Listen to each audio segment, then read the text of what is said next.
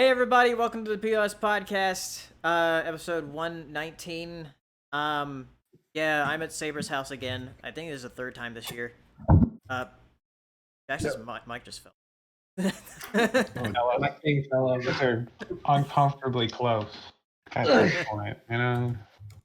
But yeah, the whole gang's here tonight, because we can't go anywhere, even though I went to Saber's. That's what happens when you know somebody with 1 million subscribers. The rules just no longer apply. Yeah, I was talking to Pelly about that because I was saying I want to get to the point like where I can become a billionaire and I can just do war crimes because that's apparently there's certain levels you can unlock where the law no longer applies to you. So I'm getting there. That's true. I mean, I'm already white, so I got a good start. That caucasity. There we go. But yeah, how have you guys been doing? Jax, what you been doing? I have been playing. It's not on the screen anymore, but I was playing freaking Maneater, which is Jaws Unleashed, and I've been wanting Jaws Unleashed to be remade, and it's a super fun game. Love it. My program finally, like I had to get all the art and stuff done for it, should be coming out within this week, so that'll be good because it'll help people from home. And yeah, I've been grinding, working, doing nothing but work. So yeah, I'm doing good. Y'all. Nice. Saber, what about you? I mean, I've been here, so I know. You know, we've been hanging out, eating food, going for walks, working on stuff, watching stuff. You know, What? blowing each other up. What? Yes. Working on Why what? aren't you on screen yet? Videos, watching movies, stuff like that. Oh, Just status Yeah. quo stuff with Pelly's company, which makes it much more bearable. What's the cartoon we're gonna watch soon? What, Trip in the Rift? Tripping the Rift. Oh, Yeah, I we sure watched had the hot ass girl. the Misty Green Sky. We watched that. Yeah, that recently, was- which that is was awful. That's like what Tripping the Rift was for adult animation, computer animation, which wasn't that busy of a gauntlet of competitors to begin with. But like the Misty Green Sky is like on the opposite side. Tom, you've got to watch that movie. Yeah. I want to let's watch. Like, You're if done we do for a Let's that. Watch for that, you're gonna go insane. I even was saying that we're I watching have to? Paleo. Yes, I was watching the Paleo. I'm like, Tom's gonna scream at this part. Oh, all right. That's why Let you can't me know when wait we're to- doing that, and I guess I'll die again. How many times Yeah. have you died in life at this point? Oh God, too many. Just from the Less Watches, or in general, because In those are two general. different numbers. How many days have I been alive now? Because that many. About that many. One Yeah, per day, huh? So yeah, Tom, I see you're wearing your Blender hat. I am. I got a hat for a blender because I'm a fucking nerd. Yeah, Tom, I as long as ordered you one of know, your though. ninja shorts. Hell yeah. I'm working on Yeah. another shirt design right now. Oh yeah? They better be Yeah. baller, dude. I'm trying. It's very annoying. I'm trying to do an all-over design, and you have to like manually patch the sleeves to follow the image, and it's really fucking annoying. I don't like it. Cool. Yeah, so Good. it'll be cool. It'll be cool.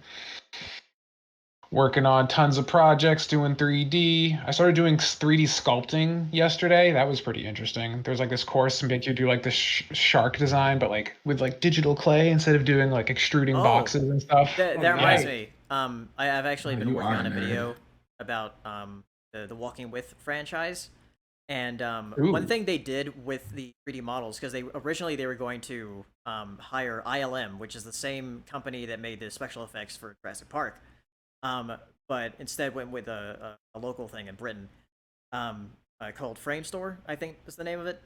And instead of like making their own models, they would make their own like clay models and then scan them in for the models. So I thought that was neat. That's really interesting. Cool. Yeah. Wonder how that even like. I mean, I've heard of like older games and stuff did that. Like a lot of the stuff for the original Doom was all scanned from like Yeah. physical models and things like that. But They're gonna fix our game. God damn it! Thank you I know, Hmm. seriously, what the fuck? for fixing what should never been broken. Yeah. Right, you know. God, I cannot fucking believe it that even happened. Like what a boneheaded maneuver. But Was it's it modern you, Bethesda. one of you two? Either Tom, it was either you or Paleo who were like, id took the rap. They're like, Bethesda didn't do this. They would never have done this. It was us. And folks are like, they got a gun pointed to your head. Sure. Yeah, sure. It wasn't Bethesda being greedy. They never do that. One company has a track record of doing like incredible work in the industry. The other is Bethesda. Yeah. What about you, Hero? Getting on camera. Oh. Yeah, there he I'm is. Muted? No, I know why it's gray. I'll fix it in a moment. Because oh, never mind. Yeah, don't say nothing. I've just been living. There's not a thing. I went to Lowe's today. There were way too many people there. I was like, what? Dang, y'all. It's a lot of people. It is Memorial Day. Yeah. And it they is. are opening places back up. Going to places was already annoying, and now it's even worse. It's like how. I was gonna show you on camera something, but then I realized, you know what? Give me 7 seconds to find the video, and now it should be working. There it goes. Now There right up in my face. There you go. Look at that beautiful chocolate man. I'm gonna have to zoom out Right on there. that. I bought an ergonomic keyboard today Whoa, sick. because I'm into like not destroying my wrists in the long run. I also bought this vertical mouse. I bought this vertical mouse a while ago, but Cool. it has a little joystick at the top so that I can have extra buttons for my MMOs whenever I play them. Because there are none, literally 0 vertical mice that also have like 6 extra buttons or more. There's just none. You know how you have a billion mice? But like, I think I threw it in the closet. That's fine. There are like a billion like gaming mice that have like 44,000 buttons. You know, those don't exist for vertical mice for some reason. So I had to get this thing with a stupid joystick. Those hardcore gamers, man, they don't care about the ergonomics. They care about the buttons and the macros and the frames per second. That's about it. Also, if you can find me a low-key travel ergonomic mechanical keyboard, all 3 of those box ticks, please let me know. I don't think that exists. I don't think that exists. I still don't know what key I think travel low means. Tom, make one. I think low travel and mechanical directly like contradict one another, maybe. There are some low travel mechanical keyboards, but they're not ergonomic. It's like those like pick 2 things. Yeah, it really is. You can have low key travel, ergonomic, and mechanical. Pick 2 of them. Right. So I went with the not mechanical, which really hurts because I can't hit Shift, W, Q, and space all at the same time, which is I'm trying to cast a spell, but I also jump, and I'm also moving diagonally. Can't do that. I'm like, oh, it's not really necessary, but it's like, oh. But yeah, that's the most exciting thing. I dread work tomorrow. It's gonna be absolutely horrid. But are you going in? Are you going back? No. It's just this week is about to be real dumb, like real dumb. Oh, okay. All right. So there's a lot of stuff we can talk about today. Thank you to Ryan Walterson in the chat for topics. I already had a bunch written down, but he had some extra ones. Good old Ryan. Yeah, if you want to ask questions, you can use the super chat or ask us on Twitter, and we'll answer those on the second half of the podcast. So let's first start off with Scoob, which some of us in here watched. That came out last Friday before. And awful bloody film, man. It's awful. It's fucking dreadful. It was weird. And I'm not even saying, it was stupid. I thought about it. Like I sat on it. I was like, no, I fucking hate that movie. But I would rather watch. You need to sit on it. Yeah, no, because like I was thinking about it because I was like, I like the animation, and then there was like 2 jokes that made me like laugh hard. And I was like, okay, whatever. Then it was just 2. Then I thought about it. Then I watched the live action one, and that one surprisingly made me laugh more. So I was like, yeah, fuck. The live action one is actually funny. Yeah, the live action one is really funny. Like there's jokes in the live action one. I was just like, that is messed up and hilarious. And then the commentary for the live action one is brilliant. So I just love that. So yeah, I did not like that movie. Fuck. Saber, what did you think? No Zombie Island, that's for damn sure. Yeah. Not at all. It's weird how like Velma was hot. What? I said Velma was hot. That was Velma was hot. She was.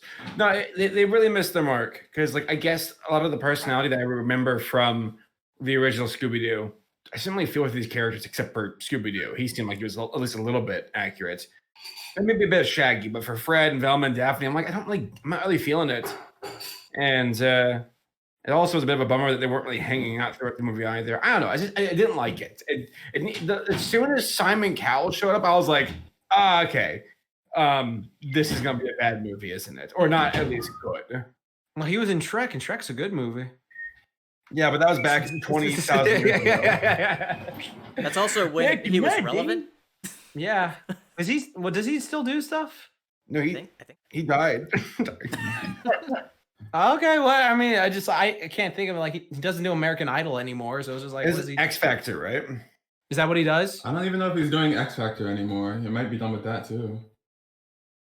Okay. Yeah, so he's like super 2000 early. Okay. But Hero, what are your thoughts on it? It's bad. They made Velma Hispanic for like a line. Yeah, just a line. What? Like, okay. Yeah, just like But like one line. I was like, okay, that's weird. There was a token black girl because we got to check the boxes. But she was from the original, to be fair. I know Yeah. Apparently, she is like a Hanna-Barbera character. She's from Captain Caveman. Yeah, I understand. What did she do in Captain Caveman? She's just one of those people with him. The name of the show is Captain Caveman and the Teen Angels. There's like 3 teen angels, and one of them is black. Captain Caveman and his son was better because Captain Caveman and his son would just like yell their fucking brains out and attack random people. Were the other two angels important? I haven't watched it. I don't know. Saber just did a whole video on it. Yeah, Saber just did a video about Scooby-Doo. Well, most of those human characters are boring. It's the mascots that are the most interesting parts. They're hilarious in Harvey Birdman, but in their actual shows, they're Yeah, well, Harvey Birdman is like the best thing. Like Harvey Birdman, attorney at law, is the best thing to come from Hanna-Barbera ever. Attorney. Well, I mean, the original show is not called Harvey Birdman; it's just called Birdman. Yeah. Right. But still, like a lot of these old school Hanna-Barbera characters, the cookie cutters. It's like, okay, even if it's a black girl and a white girl and an Asian girl, or so. I don't think it was an Asian girl, but basically, they're all boring, so it doesn't matter. They're boring. I don't care. Give me Captain Caveman. At least he's interesting. Give me Jabberjaw. But like all of the girls and Hanna-Barbera in particular are very like cookie cutter. It's the Daphne types. You just kind of it's almost like you're swiping on a character creation sheet of like their hair and their outfits and the color of their skin. But at the core of it all, it's Daphne. Man, I feel like one of us like sucks DuckTales dicks like every single week. But honestly, like at least this show or this movie made me have a great appreciation for how DuckTales makes references, because this movie made like 12 to 15, somewhere in that ballpark, references, and every single one I just could not roll my eyes loudly enough. DuckTales makes references all the time, and they like always work. Like they're never cringe. There's a good advantage that DuckTales has. First off, a few reasons. Amazing writers. And then number 2, being that whenever they do make references is to like the Disney afternoon cinematic universe, but also it's like endearing. When they make references to like Gummy Bears or Goof Troop, it's like you can tell these properties mean a lot to the writers in the show who are making the people who make the show, versus like the only thing that seemed like endearing in Scoob was some of the background references. Yeah, it's for Hanna-Barbera, but anytime they referenced anything that was outside of that universe, it was really weird. Like the Simon Cowell thing, like gave me whiplash when I saw it. I was like, "What?" that was so out of nowhere in the first act. What the fuck is Simon Cowell? Yeah, that was like it was like 10 minutes into the movie. Yeah, because like usually when they brought in like celebrities before on like the cartoon show, it'd be like, oh, that's celebrities here, and it's just like, that's the thing. But like this, it was just like it was such whiplash. Like if it was like one of those things where they came in the like middle, they also like mentioned like Netflix and Tinder for some reason. yeah, Weird. Fat bucks, I guess. Product placement. Every single reference, and oh my god, I just wanted to die. It was terrible. It was awful. Yeah, they should have leaned a lot more into the Hanna-Barbera stuff if they wanted to make it feel like a Hanna-Barbera universe and not like our universe, but Hanna-Barbera stuff put in. Yeah. Shit movie. Don't watch it. Go watch a live action movie. I mean, I wouldn't say it's like. Go ahead, Tom. I was just gonna say I haven't seen the movie, but because you guys told me don't watch it, it's fucking trash, and I was like, all right, I'm gonna skip this one, I guess. But like the fact that they replaced all the voice actors with like Hollywood celebs, that seemed like a pretty fucking. Except for Scooby Doo, Frank which Welker. is still voiced by Frank Welker, but he's also the voice of Fred. And they replaced Fred. Yeah, with Zac Efron, because like Saber said it on Twitter, like with topical actors and stuff like that, because it's just like, oh, that topical, I know that name. I'm gonna go watch this movie because that actor's in the movie. But it's just like. It doesn't even matter. It's just because, you know, like you say, you put it best on your thing because like they go on Hot Ones and they talk about, I'm in Scooby Doo and oh, this wing is really fucking hot, bro. And then I'm in Scooby Doo and you should go watch it in theaters at this time. And it's just like, voice actor is a commodity for marketing. It's not just getting the best performance. It's like you're leveraging the best performance you could get out of a character. And instead of going, well, how much marketing, how much promotion can we get? How much topical bonus? Do we blame Pixar for that? Because they sort of started that trend. No, with Tom Hanks and freaking Tom Hanks and Tim Allen. Robin Williams with Genie. Robin Williams with Genie? Yeah, forever. But that was it's such a cursed beginning too, because like Robin Williams, I think he caused the new wave of the celebrity voice actor in animated films. And he didn't even want it to become what it has become. Because, like, if I'm correct, he's like, don't make me the star. Push Aladdin and Jasmine and don't make it a me thing.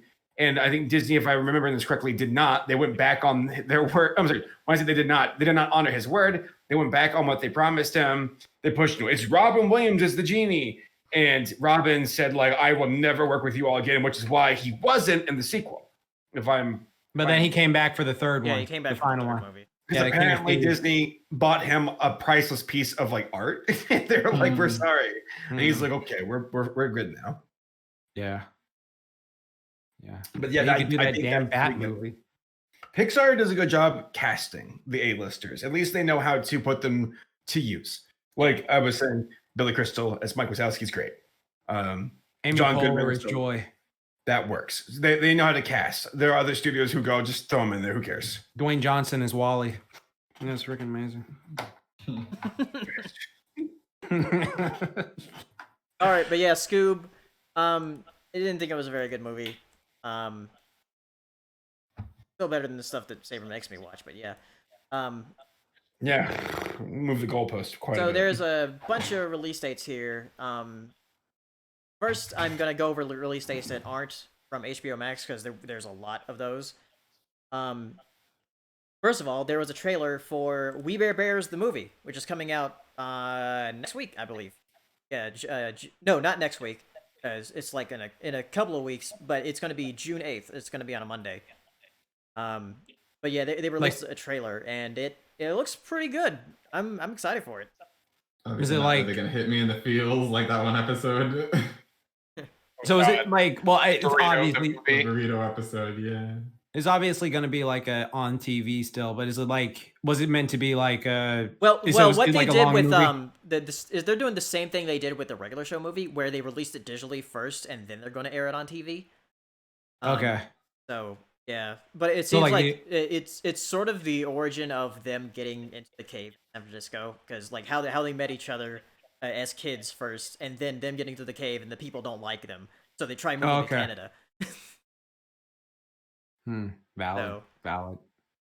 Yeah, I'm excited for it.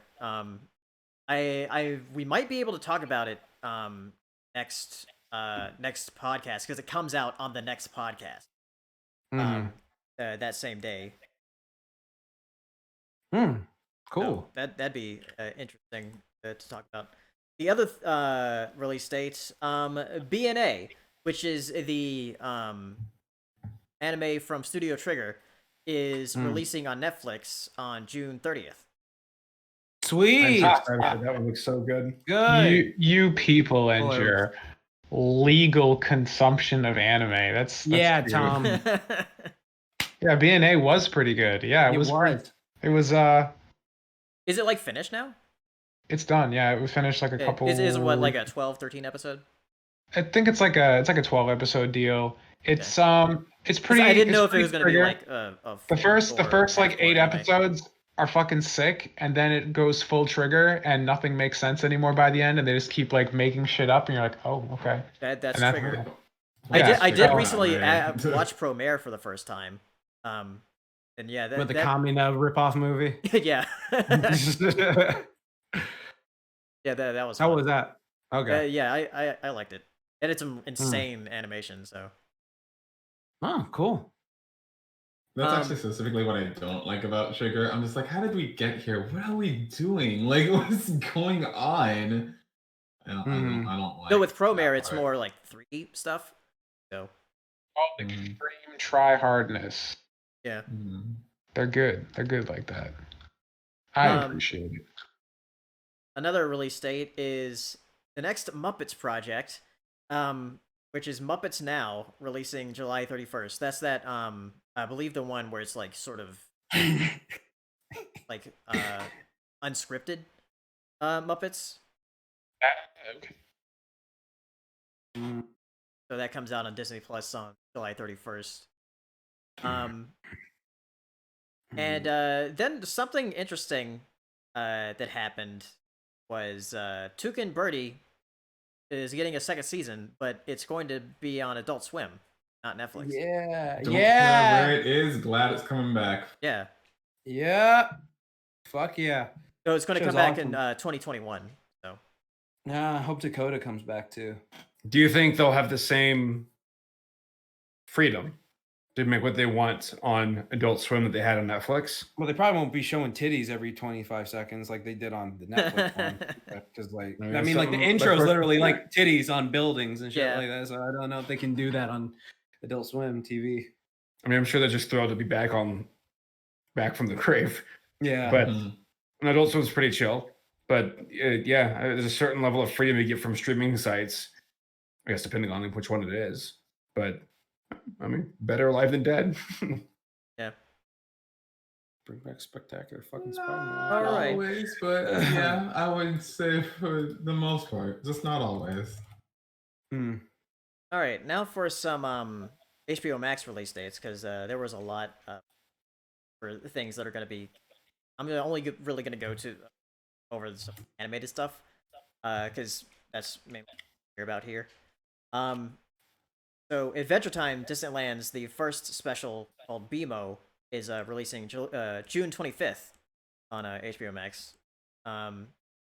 We have Close Enough, which is the new cartoon from Gigi Quintel, the same creator of Regular Show, releasing on July 9th.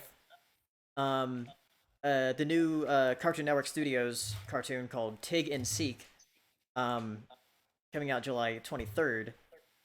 I think that's all the animated stuff, HBO Max, that have confirmed release. Oh. So there was also this list on Twitter of the different animated shows that are going to release on launch for HBO Max. A lot of these pretty good shows. I'm gonna go over the list here. So from Boomerang, there's Looney Tunes, Josie and the Pussycats, Popeye, Scooby-Doo, the Flintstones, the Jetsons, the Smurfs, Tom and Jerry, and Yogi Bear for the Boomerang stuff for classic cartoons. Adult Swim, there's Aqua Teen Hunger Force, Black Dynamite, Harvey Birdman, Attorney at Law, Primal, Rick and Morty, Robot Chicken, Samurai Jack, Space Ghost Coast to Coast, Squidbillies, The Boondocks, and The Brack Show. And then for Cartoon Network, there's Adventure Time, Apple and Onion, Ben 10 Alien Force, Chowder, Clarence, Codename Kids Next Door, Craig of the Creek, Dexter's Laboratory, Ed, Edd n Eddy, Foster's Home for Imaginary Friends, Infinity Train, Mau Mau, Regular Show, Steven Universe, Summer Camp Island, The Fungies. I don't know what that is. Never heard of that. The Grim Adventures of Billy and Mandy, The Marvelous Misadventures of Flapjack, The Powerpuff Girls, the reboot and not the original. Which I'm sure the original will come to it after the Hulu deal ends.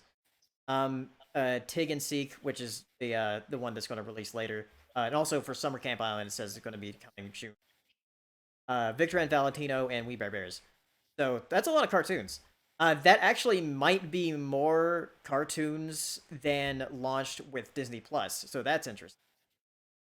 When we get Cartoon Network and Hanna-Barbera and stuff like that to fall back on. Yeah, and there's also a list of Warner Brothers animation stuff. Like the Justice League, Batman, Superman, and all that. Classic. There's a list of that, but we don't know like which ones are confirmed for launch. So it'll be interesting to see which cartoons come to it, because that's a lot of I forget just how much that Warner Brothers owns when it comes to cartoons, especially compared to Disney. So that's why they're rivals, and why they were rivals back in the day.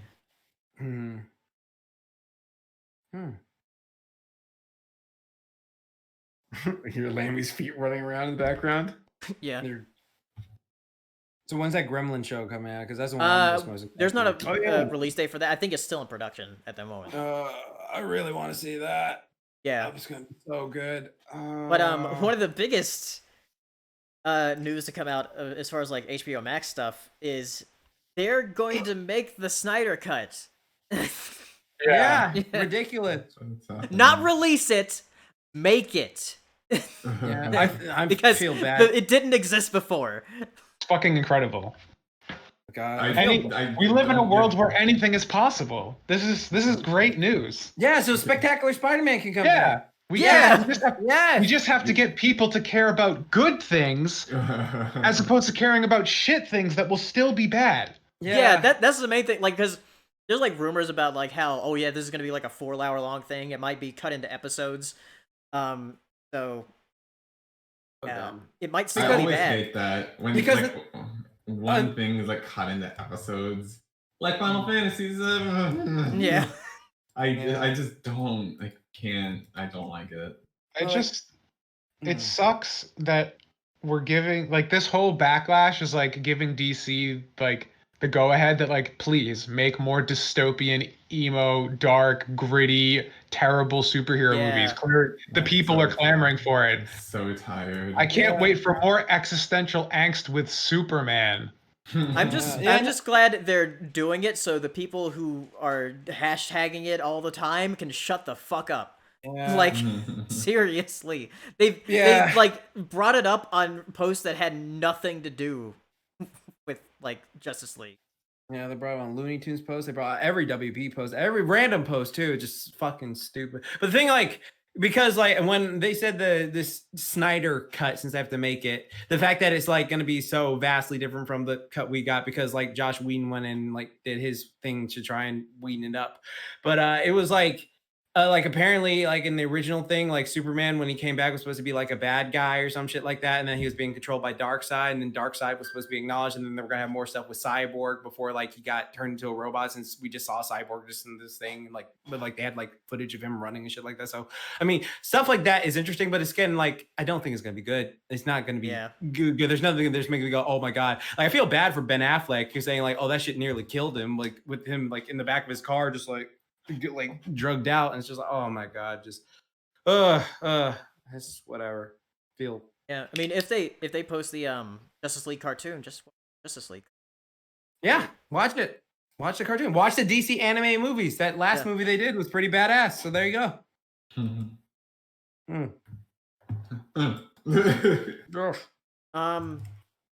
Keeping up with some movie news. Apparently the Academy, the Academy of Motion Pictures and whatnot, and I don't know the full they might postpone the 2021 Oscars, so the Oscars that will happen next year, that will be about the 20. Because not a lot's coming out. movie still exists. Excuse you, I'm waiting for Sonic to win an Oscar. Sonic needs to win Best Picture. Seriously. Yeah, boom, boom, boom, boom. Anything's possible. 2020 will be the year that we all nearly died. The Snyder Cut came out. Sonic won Best Picture. Like, that's one for the history books, folks. We did it. Yeah. Let me see, Mo. It's crazy.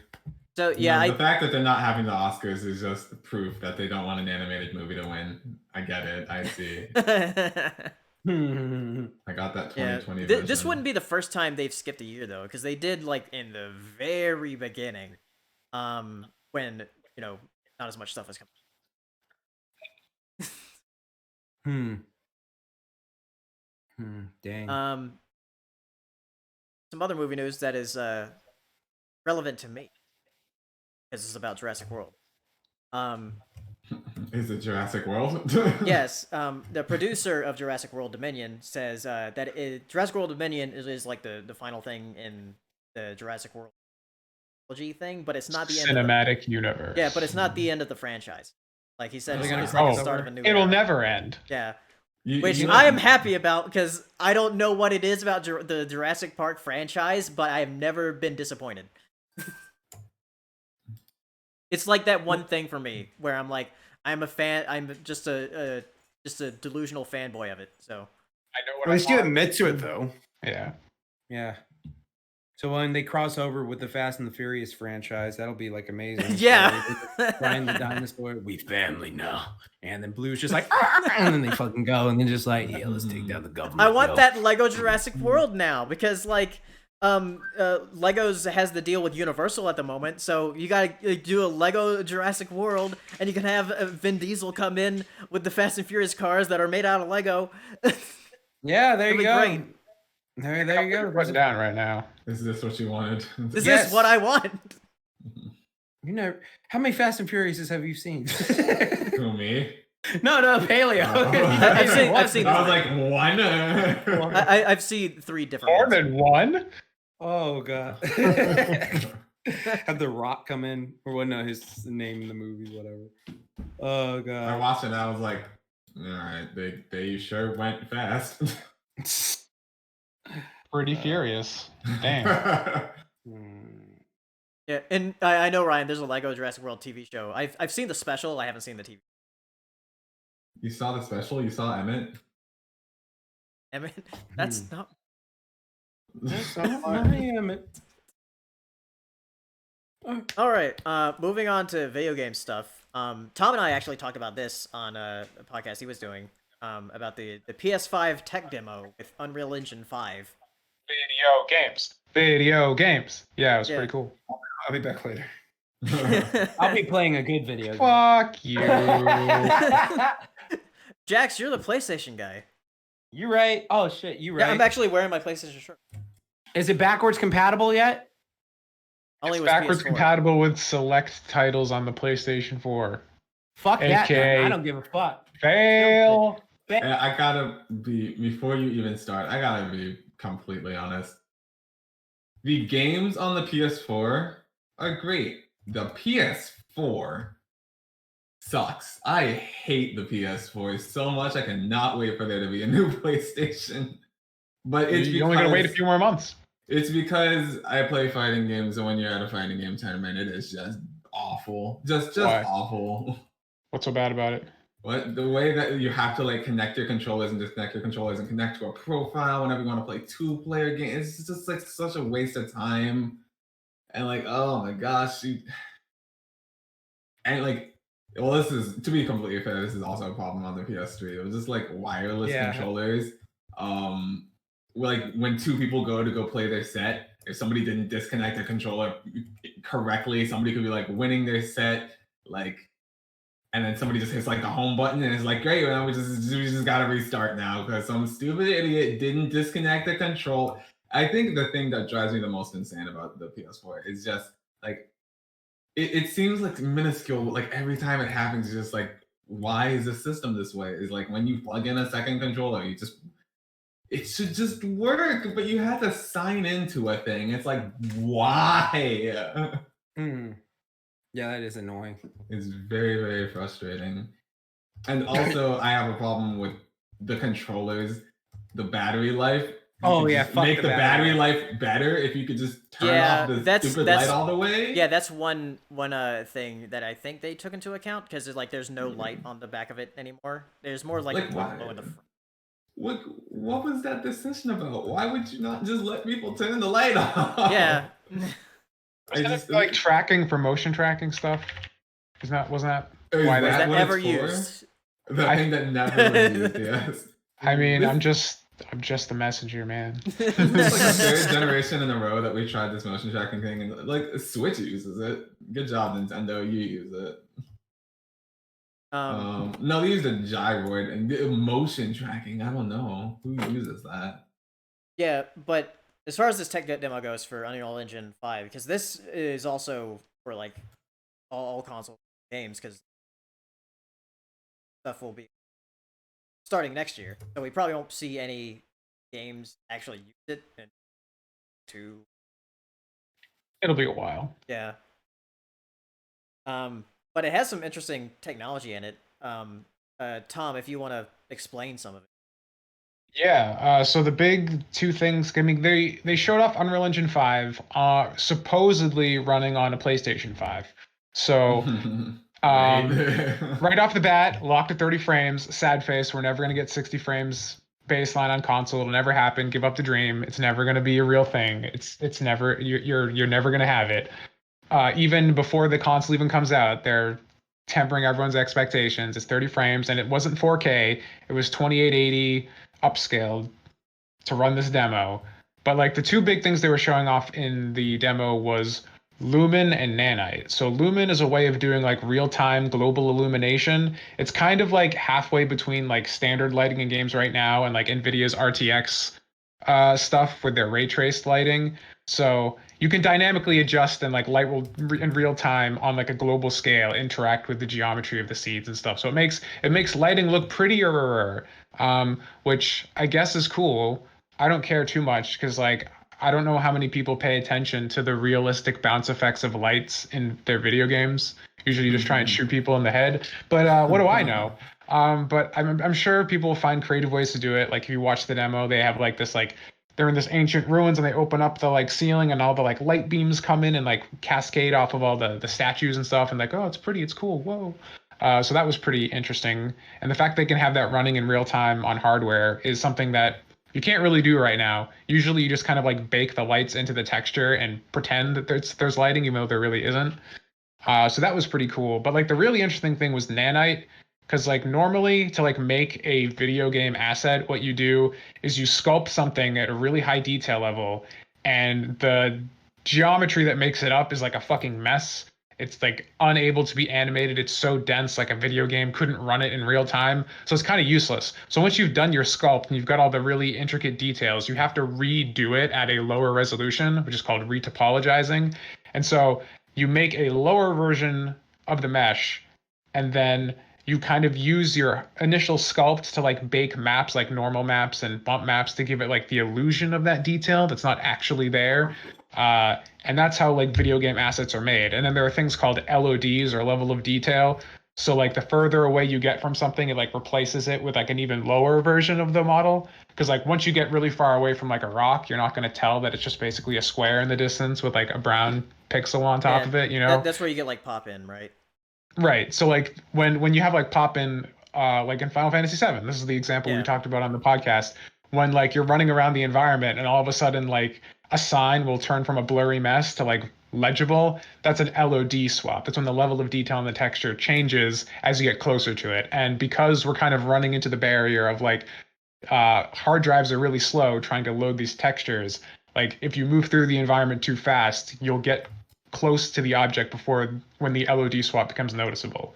So what Nanite is saying is like, fuck all that shit. Now you can just take whatever asset you want and just drop it in here, and our engine will dynamically adjust the resolution of the mesh on a per pixel level instead of by distance in the game. So you can just set it and forget it, my dudes, like just go ham. and they were showing like these like statues. They're like, yeah, we just fucking sculpted these in ZBrush. It's like they're like 10 quadrillion polygons, and we don't even care. We don't even fucking care. Just go wild, my dudes. Like bump mapping, don't need it anymore. All these rocks, they're real rocks, bro. It's fucking sick. And like, I'm sure like, because like I was looking in the comments of the Unreal Engine 5 demo, and most people are like there was one part where they were talking about their dynamic animation system, where it's like, yeah, because we have a way now that you can like have animations that don't have to be hand animated. We have like an intelligent like AI system that will detect where walls and stuff are, and the characters will dynamically kind of like hold their weight on it as they pass through it. And then like the comments are like, oh boy, you can reach a ledge. It's so exciting. It's like, we've never done that before. I'm like, nobody gets it. You fools, you absolute buffoons. Yeah, there's I've seen like a lot of comments, especially on Twitter, where I was like, it doesn't look any different. It was like, do you understand the implication of what they made? Yeah, it's like it's gonna make Unreal it's gonna make making games a lot easier and a lot of quality of life and basically. Right. Like Unreal Engine, like I mean Epic in general, right? Like the consumers right now, like video gamers, the hashtag gamer bros, none of them like Epic Games all that much right now because they made Fortnite and it's gay. They're owned by Tencent, and that's pretty skeevy. And like the Epic Game Store is making really aggressive pushes, and nobody likes that.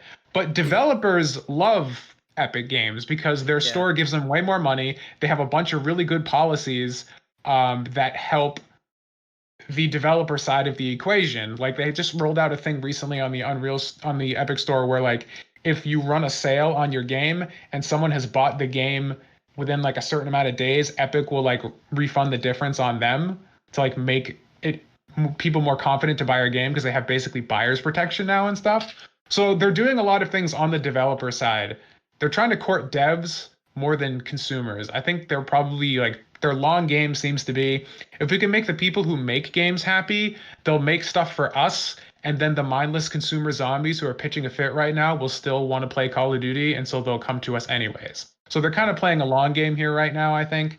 So it makes sense that Unreal Engine 5 is basically designed to make the developers' lives easier, first and foremost, because that seems to be their content strategy right now.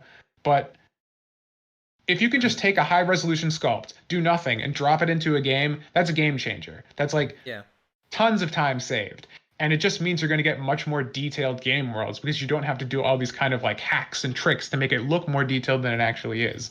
So if it works as advertised, we'll see. And the fact that like the next consoles are going to be using SSD hard drives, so you can stream stuff way better. Hopefully, like texture pop in, will they be a thing of the past?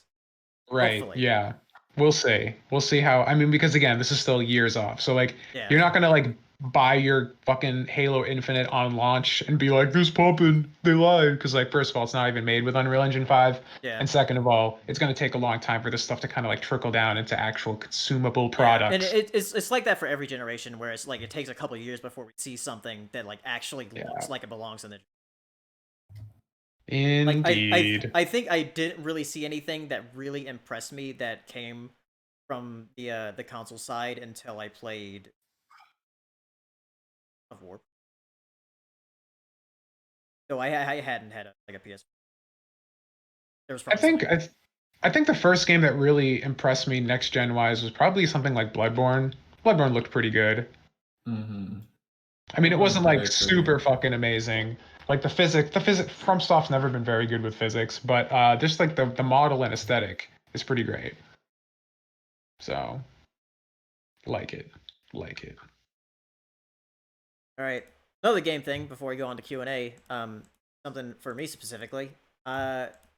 Randomly, a trailer for Paper Mario: The Origami King dropped out of nowhere. Yeah, that's right. And that's coming out in July, so very, very soon. Since Nintendo's not really doing any directs for like the foreseeable future because of the virus, I guess they're just gonna do drop announcements like that. So yeah, and I'm cautiously optimistic about it. The last two Paper Mario games were kind of trash, so. Yeah, I'm just hoping it's a because I'm a big fan of the first two, and I do like Super Paper Mario as well. But Sticker Star and Color Splash are the battle systems are trash. And also the right color trash. And also the writing was like pretty much non-existent in Sticker Star. Color Splash was a little bit better, but like the first 3 games, as far as the writing goes, like blow them out of the water. And that was the main thing that made them so appealing, is that the writing and humor in the games was so charming. And the battle systems were actually fun. So Sticker Star and Color Splash weren't fun; they were tedious. So, damn, you're savage. Anyway, let's go on to Q&A. If you want to ask questions, you can either do super chats or ask us on Twitter. So we have a few super chats here. I'll go over those. First, from Deli18, was asking. Oh. This here.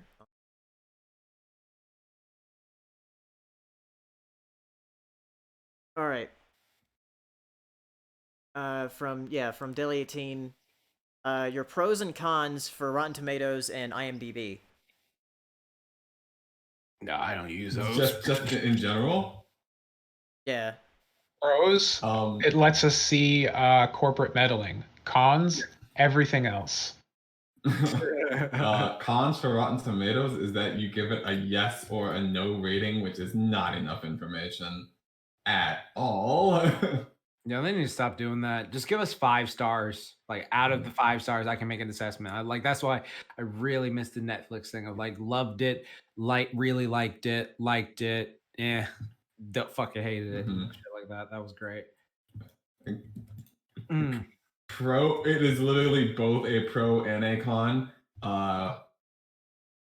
It's good to see like if a movie is like literally complete trash, but if a movie is like 6.5 and above, I actually just it gives you expectations, which is both a pro and a con. Right. Yeah. Right. Yeah. Like I just once it hit 6.5, I almost don't care what people's opinions are, because I usually just have straight up my own opinion. I've hated movies that are like 8.5, and I've loved movies that are like 6.5. So, I do agree with. If they rate it like a 4, I'm like, okay. I do agree with 2J in the chat though. He says star ratings don't tell you anything. You need to read the actual review. And that's why I don't rate things in my videos. Because people only pay attention to the number and not the review itself.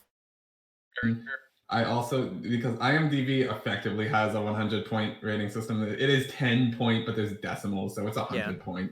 And I just like, man, really, like honestly, really, what is the difference between a 42 and a 43? I need someone on the planet to tell me. We can't rate things that accurately. That's ridiculous. There's like one joke you got out of the movie, and you're like, you know what? 43. 43. Right. I mean, unironically, yes. Like that's pretty much it. Yeah, ridiculous. Let's see. Edit man. But then you're on the way. Then you're on like the level of, if this is rated a 42, was it rated a 41 and had a good joke, so it's rated a 42, or is it a 42 and didn't have that good joke, or is You'll never know. You'll never know. You'll never know. Editman RGT2 with a super chat asking a song in a movie or made for a movie you like for I guess a song in a movie or made for a movie that you like. For me, it's Immortals by Fall Out Boy for Big Hero 6 and Try Everything by Shakira for Zootopia. There's I'm 2. sorry, could you read it one more time? It's like a song that is made for a movie that you like. Oh, yeah, so you know, like a song like the Mortal Kombat theme, like that was made. Because one of the examples was "Try Everything" by Shakira. Like she made that for Zootopia. Or you remember what was that Spider-Man 2 song by Ocean? What the fuck was it? Gifts and Curses. Gifts and Curses. Oh yeah, there was that Justin Timberlake song that he made for Trolls. That's what I was gonna say. Yeah. Gifts and Curses is my favorite.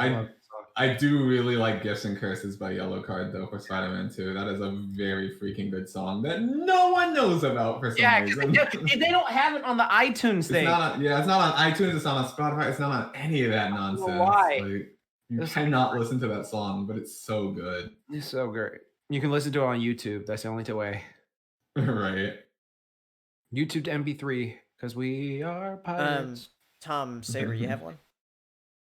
I'm trying to wrap my brain around it. I can't really think of anything that comes to mind. I'm drawing. Well, you know what, Saber? I know one for you. You really like "Kiss from a Rose," and that was made for Batman Forever. Thank you. I didn't even know that was made for Batman. That's great. Yeah, there you go. That's why it's more famous than that movie. Yeah, exactly.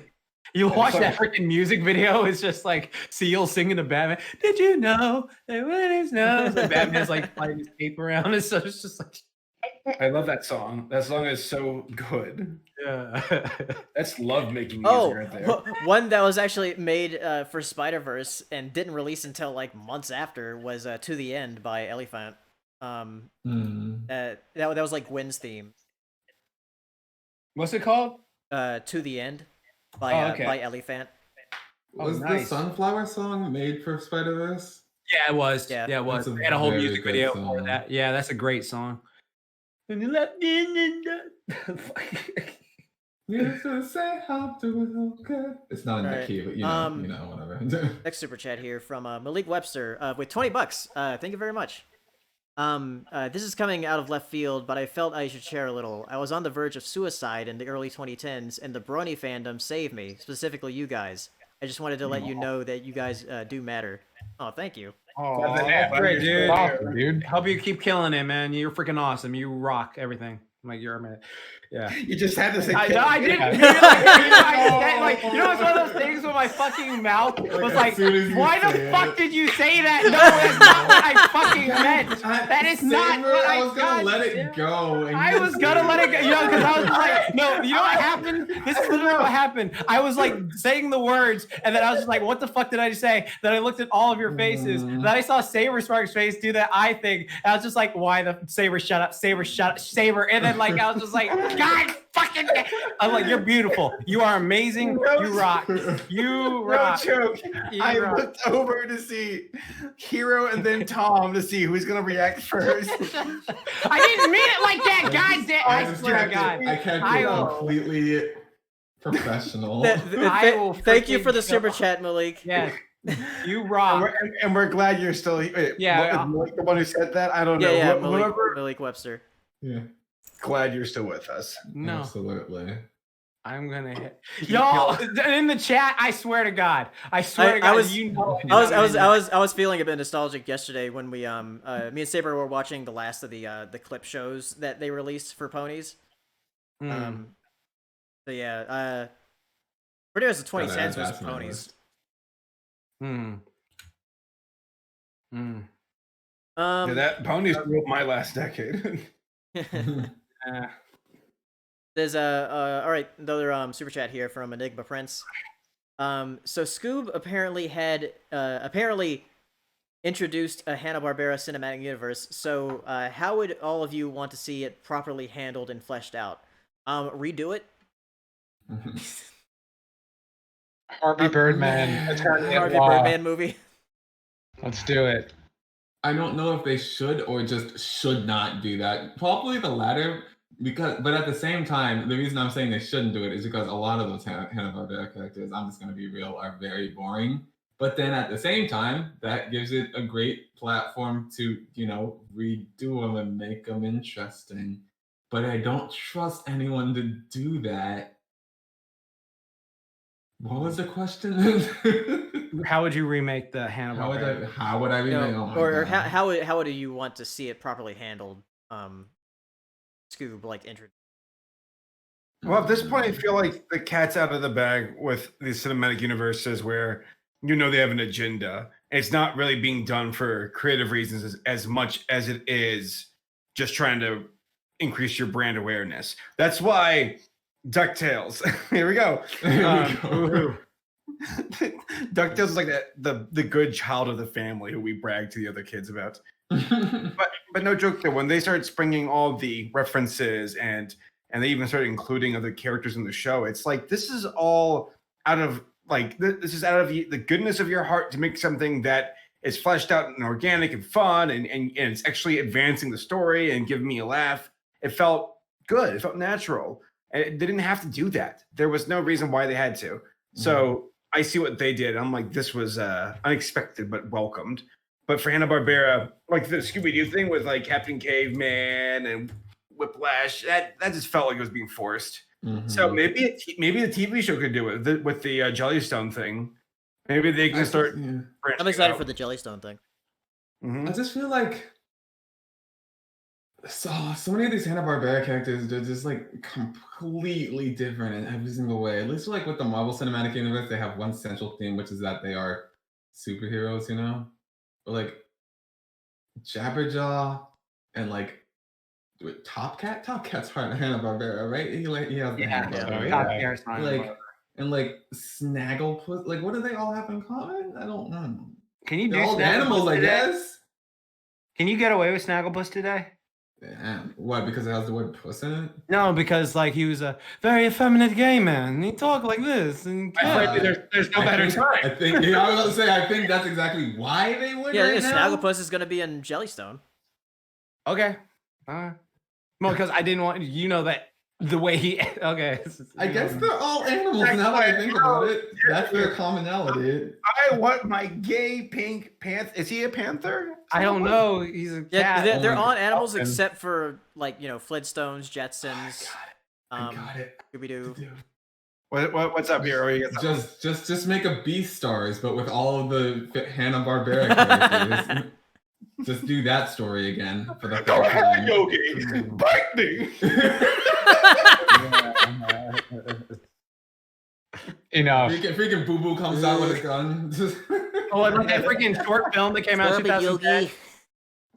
What, Yogi? Oh my god. I gotta put you down. Wait, what Hanna-Barbera characters are not animals? Flintstones, Jetsons, all of the Scooby-Doo clones. It's okay, Yogi. Yeah. Be rough. I can take it. Just my brain was going. All the Scooby-Doo clones, which there are like 20. It's a lot of them. Right. I'm sure they exist, yeah. God, how do they make so many cartoons? That's unbelievable. Because they made them cheap. They made them cheap and they used those backgrounds over and over. They streamlined it. Oh yeah, Johnny Quest. That's another one. Johnny Quest, yeah. Which, by the way, even some of the animal ones do have human characters. Like Yogi Bear has Ranger. What's his name? Rick. I don't remember him. Ranger Smith. I thought it was Ranger Rick. No, that's the animal character from that magazine back in the day. I'm gonna. If it's the first thing that showed up, maybe you're right. It is Ranger Smith, isn't it? You bastard. Yeah, I lost. I don't remember math, but I remember Ranger Smith. Thanks, brain, doing me a solid, retaining the useful information. Remember the live-action Yogi the Bear movie? Of course you don't. Nobody does. Yogi the Bear? Yogi the Bear. Wasn't Dan Aykroyd Yogi in that movie? I don't know. All right. Moving on. From Rod's Variety, had a super chat saying, "Have any of you guys seen the Netflix show She-Ra?" I haven't yet. I finished you finished the whole it, right? thing. Yeah. How was that last season, Tom? It was really good. Okay. It ended pretty cool. I like it. It was good. It was worth watching. The art was okay. But other than that, my only real complaint was that I kind of wish there was more detail to the artwork. Okay. It's fucking solid. Otherwise, it ends pretty well. It wraps up most of the arcs. It doesn't drop the ball like a certain other magical girl Western show that came out in the last couple years. Much stronger ending. It also does something better than another show tried to pull half-assed in the last 30 seconds. Oh, I know exactly what you're talking about. Yep, okay. So, yeah, all in all, it does things pretty fucking well. Recommended. Okay, good, because Well, I'm if on Tom season recommends 2. it. Now I'm gonna watch it. Yeah, because I'm on season 2, and I didn't know like if it pulled a Voltron where it would like. No, Yeah, okay. it's worth finishing. Okay, good. That's good to know. All right. No, Toon J. Tom's talking about She-Ra. All right. Not Next super chat from Ryan Walterson says just some love to the POS party crazy cartoon cast. Yay for Stalio Penno, Spaber Spark, Spaber Sark, Black's Spaber Jade, Zero Hashi, and sometimes Ali Tomover. Yeah. Thanks, Ryan. I mean, he got his money's worth. We spent like 45 seconds on that message. Yeah. From Mako Wacko. That's a great name. Did you guys know there's a new upcoming 2D animated film called Koadi? It looks gorgeous. The trailer is on koadi.com. I have not seen this. I might have seen an image of it. Body. It's like some really gorgeous, highly detailed, beautifully rendered, hardcore gangbang porn movie. At least. Wow, you strung a whole lot of words together there, my guy. This looks cute. Happens sometimes, you know. This looks very cute. I kind of want to. Oh, it's the exact opposite of what I said. Never mind. Hey, it could be both. We know Pay though. He wouldn't be reacting like that if it was both. What? What? What? What? This is the way you said that. All right, let's go to Twitter here.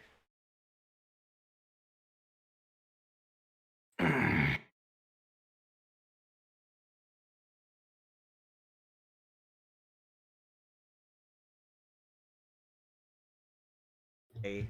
From Cartoon Network Fanatic.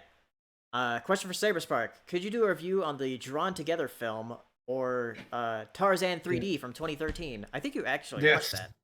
Yes and yes. I remember watching Tarzan 3D with Matt, and we like lost our shit because there's a scene where like I believe there's a meteor shower, and Tarzan's like swinging from rope to rope away from the meteors, like destroying everything behind him, and it was just so uncanny. I need to double check on that one, but That's I think I know. sick. Oh, it was great. It was also terrible at the same time. Tom, you would hate it. Yeah, I remember like I went to bed earlier that night, and I was disappointed that I didn't watch it with you guys.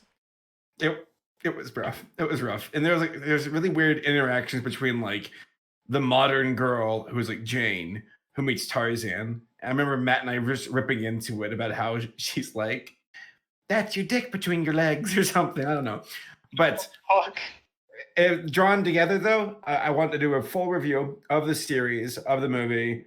It's going to be hard to watch because that show did not hold its punches. No, the movie is crap. The show is funny. The show like doesn't hold back with its like comedy. Like the comedy in the show is just like they literally they don't give a Drawn damn. Together. I wonder what ruined if I just do what the hell for it. Yeah. What ruined Drawn Together? The movie.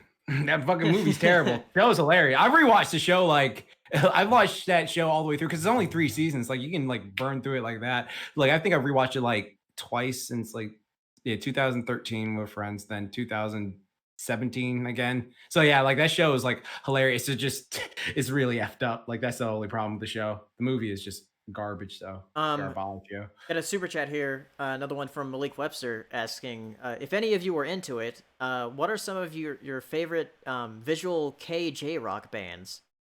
I like I don't know Noise. what that is. I don't have any. Noise I don't know is what that probably is. my favorite. What's your favorite? Noise. Noise. Yeah. I heard them at an anime convention. I went to go listen to some of their music. I was like, oh yeah, pretty good. The concert was very, very loud though. Saw the Pillows live, and they Are did they the visual entire... K? No, they said J Rock, and they're kind of J Rock, right? Okay. That was cool. That was the closest thing I had to an answer, so I had to share it. They did the entire FLCL soundtrack live, and it was rad. I was like, cool. I don't remember looking at the pillows, like looking at their faces, but I'm pretty sure they're not visual care. No. But okay, They were very tired because they've been like going all over the fucking world on tour that week, and they Right. they looked like they were about to die. And I was like, perform for me, puppets, and it was great. I've only heard 2 of their songs, but Calafina. I mean, they did the stuff for Madoka. The ending like song for Madoka, which is awesome, like a metal. But yeah, I should listen. Another super chat from Ryan Walterson, saying, "Speaking of Drawn Together, what are your favorite Comedy Central shows that aren't South Park?" Chappelle Show, easy. Yeah, Chappelle Show. Yeah, Chappelle Show. Chappelle Show. Chappelle Show's like top tier, like 2000s Comedy Central show. Here's something more specific. What are your favorite Comedy Central animated shows? That's why I thought they. Yeah, that aren't South Park or Drawn Together. Since we talked about it, I liked short. Go ahead. How many more are there? There's like Ugly American was one. I can't remember Ugly. Ugly American. Shorty watching Shorties. Futurama was Comedy Central, right? It came back. Yeah, I was gonna say that. It's my answer. It's like, does that count because it came back on Comedy Central? I guess sort of, right? Yeah. I'm gonna say. Nah, I wouldn't count it, to be honest. I don't count it. Yeah. Wait, so would they? I don't know anymore then. Look it up. See, I thought I watched a lot of cartoons until like I came out of this podcast, and I was like, never mind, I've never seen a cartoon in my life. Sorry, that means you're doing something productive.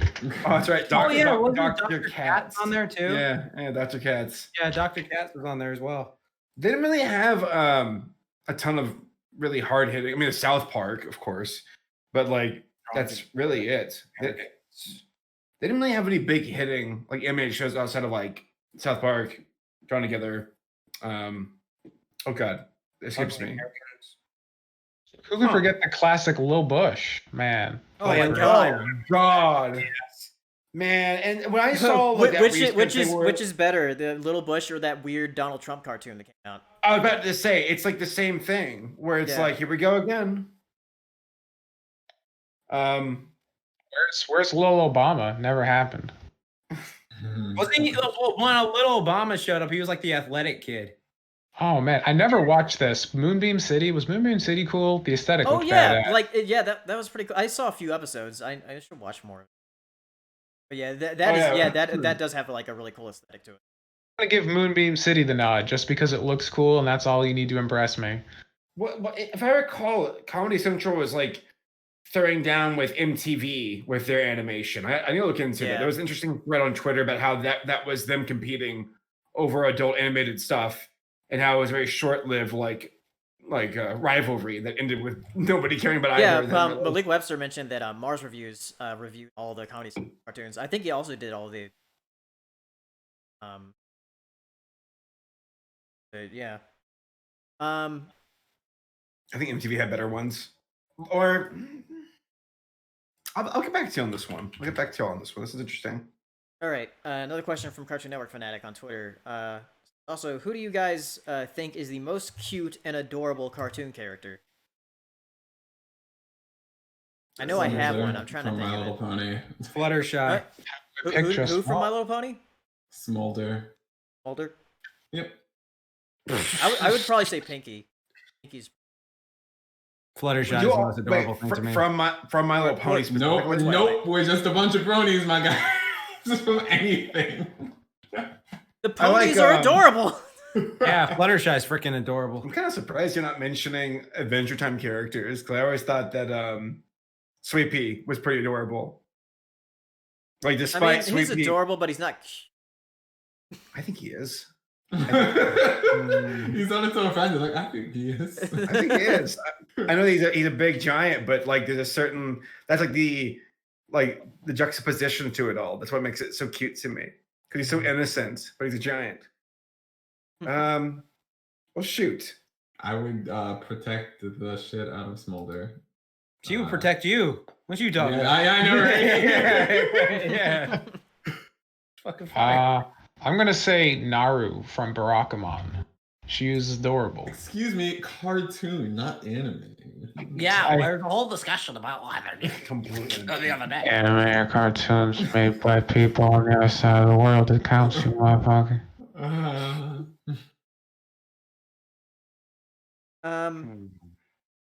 Everybody knows Owl West House. End King from Cartoon Owl House Factory. is really adorable. I agree. In the Mal House. Tylee from. She's hot. I actually, she's hot, not cute, right? Yeah, she's hot. There's a She's pretty difference hot. between cute and hot. But they say cute. I don't think they mean attractive cute. I think they mean like all Like you want to protect cute. I hope so. I just said a 6-year-old from an anime. Right. Exactly. Let's clear the air. Yeah, please. Dude, Tylee is like, no, because the thing is like, when you say like, oh, adorable, cute, like I want to protect them, it's like, Tylee, protect me. What the fuck are you talking about? She's like fucking badass as hell. Like Fluttershy is just like, oh, you're adorable. Don't you ever do that. Yo, if Fluttershy has the other 5, Fluttershy kick your ass, boy. Yeah, exactly. With the other 5 Uh-huh. by herself, she needs to be assertive. All right, from Yeah. Tamara's animation corner.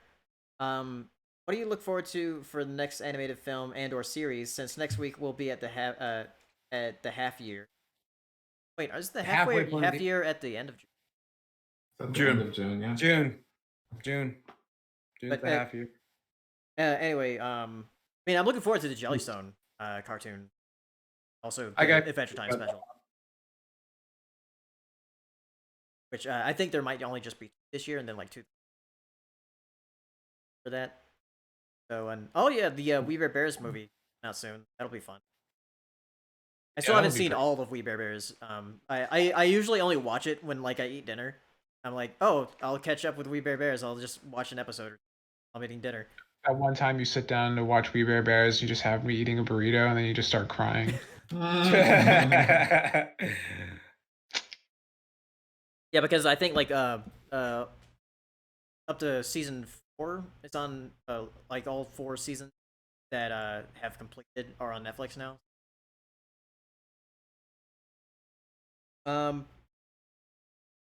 Let's see. Ooh. Connor Johnson asking, one of my favorite animated films from the 1980s is The Adventures of Mark Twain. It's one of the most creative yet mature animated films I've ever seen. What are your thoughts on it? I actually watched that with Saber like a few years ago. It's so funny that you're bringing this up. I was in a D&D call earlier today, and I brought up that Satan part of that movie. Yeah. And how freaky it was. That like, is who a are you, freaky... Satan? Yeah, who are you? Satan. I love that. And it's such an existential thing. Because it's like, you guys' existence is just a dream. You're just like that. And it's like, what the fuck, Satan? Like, it's a kid's movie, bro. Stop it.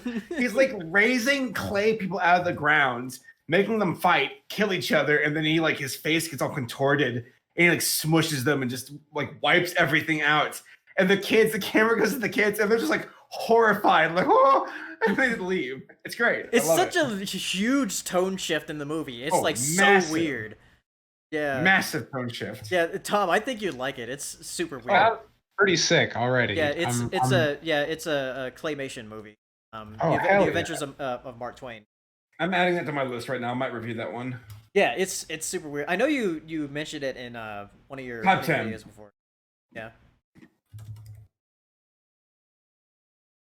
Oh yeah. Was it a show or a movie? I thought it was a movie. It was a movie. Okay. Editman RGT2 has another super chat here.